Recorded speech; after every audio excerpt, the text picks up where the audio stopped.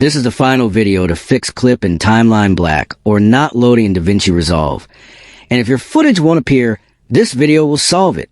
Are you facing a problem where clips show black screens or the timeline stays empty no matter how many times you reload the project? This usually happens because of corrupted cache, GPU settings, or incompatible project files that block proper playback.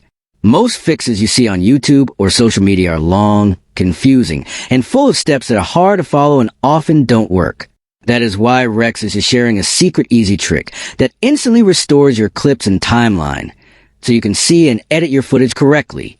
This simple method works fast, safely, and ensures DaVinci Resolve displays your projects without errors.